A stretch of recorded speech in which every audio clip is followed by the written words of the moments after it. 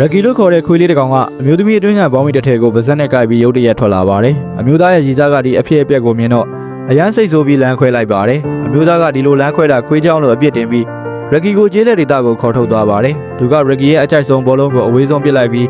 ရကီကဘောလုံးနောက်ကိုလိုက်နေတော့မှအမျိုးသားကအိမ်ကိုအမြန်ပြန်မောင်းလာခဲ့ပါတယ်။ဒါပေမဲ့ရကီကဘောလုံးကိုကောက်ပြီးချက်ချင်းအိမ်ကိုပြန်ရောက်လာပါတယ်။အမျိုးသားကအရန်ဒေါသထွက်ပြီးရကီကိုချက်ချင်းဖယ်ရှားပစ်ချင်နေပါတော့တယ်။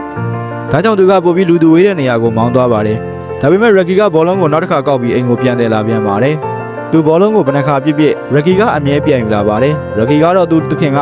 သူနဲ့တူကစားနေတာပဲလို့ထင်ပြီးအရန်ပျော်ရွှင်နေပါတယ်။ရကီကိုလုံးဝဖယ်ရှားပစ်နိုင်ဖို့အမျိုးသားကတခြားမျိုးတစ်မျိုးကိုနားရတော့ကြအောင်မောင်းသွားပါတယ်။သူကဘောလုံးကိုစွန့်ပစ်ထားတဲ့စိတ်ရုံတစ်ခုလေးကိုပစ်ထည့်လိုက်ပါတယ်။ရကီကမတွေးတော့ပဲဘောလုံးကိုပြန်ယူဖို့ခုံချလိုက်ပါတယ်။အဲ့ဒီအချိန်မျိုးသားကလည်းချက်ချင်းမောင်းထွက်သွားပါတယ်။လမ်းကတန်စီယိုးနဲ့ပိတ်နေပေမဲ့ရကီကပုံနေတဲ့အပြက်စီးတွေကိုအသုံးပြုပြီးစိတ်ရုံထဲကိုဝင်ရောက်ကဘောလုံးကိုပြန်ယူနိုင်ခဲ့ပါတယ်။ရကီကပျော်ရွှင်စွာဘောလုံးကိုကောက်ကိုင်လိုက်ပြီးမဲ့အရင်ပြန်လန်းကိုရှာမတိနိုင်တော့ဘူးဆိုတာကိုသဘောပေါက်သွားပါတယ်။ဒါကြောင့်ရွေချက်မရှိပဲသူကရှောက်သွားနေခဲ့ပါတယ်။ရုတ်တရက်ခွေးကြီးနှစ်ကောင်ကသူ့လမ်းကိုပိတ်ဆို့လိုက်ပြီးရကီရဲ့ဘောလုံးကစားစရာကိုလွတ်ယူသွားပါတယ်။ထို့နောက်ကြီးမားတဲ့ရေးတစ်ခုပေါ်လာပြီးခွေးကြီးနှစ်ကောင်ကကြောက်လန့်တကြားထွက်ပြေးသွားကြပါတယ်။ထို့နောက်ခွေးသေးသေးတစ်ကောင်ပြေးလာပြီးရကီကိုကယ်တင်လိုက်ပါတယ်။ရကီကိုသူ့သခင်ကဆွန့်ပစ်ထားတာကိုလည်းသိသွားပြီးရကီကိုပျော်ရွှင်အောင်လုပ်ပေးဖို့တခြားခွေးတွေနဲ့ကစားဖို့ခေါ်သွားပါတယ်။သူတို့အားလုံးမြက်ခင်းမိမှာရင်နဲ့အတူတူဆော့ကစားကြပါတယ်။ဒါပေမဲ့ရကီကသူ့သခင်ကိုအရန်တတိယနေသေးပါပဲ။အဲ့ဒီခွေးကရကီရဲ့သခင်ကမကောင်းတဲ့လူတစ်ယောက်ဖြစ်ကြောင်းပြောပြပါတယ်။ရကီကလည်းသူ့သခင်ကသူ့ကို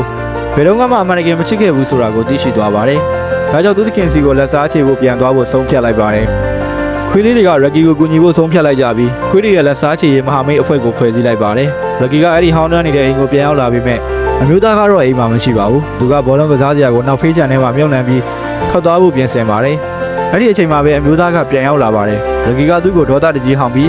အမျိုးသားကတာဝန်မဲ့သူဖြစ်ကြောင်းဆွဆွဲနေပါတယ်။အမျိုးသားကရကီကိုမြင်တော့အရန်ဒေါသထွက်ပြီးသူ့ကိုနောက်တစ်ခါထပ်မောင်းထုတ်ဖို့ဒုတစ်ချောင်းကိုကောက်ကိုင်လိုက်ပါတယ်။ထိုအချိန်ရကီရဲ့ဖော်ရီရောက်လာပြီးအမျိုးသားကိုပြင်းပြင်းထန်ထန်တိုက်ခိုက်ပါတော့တယ်။အမျိုးသားကလည်းမြေပြင်ပေါ်လဲကျသွားပြီးမလှုပ်ရှားနိုင်တော့ပါဘူး။ရကီကဒီအဖြစ်အပျက်ကိုမြင်တော့မဆိုင်မတော့သူ့ကိုကိုက်လိုက်ပါတော့တယ်။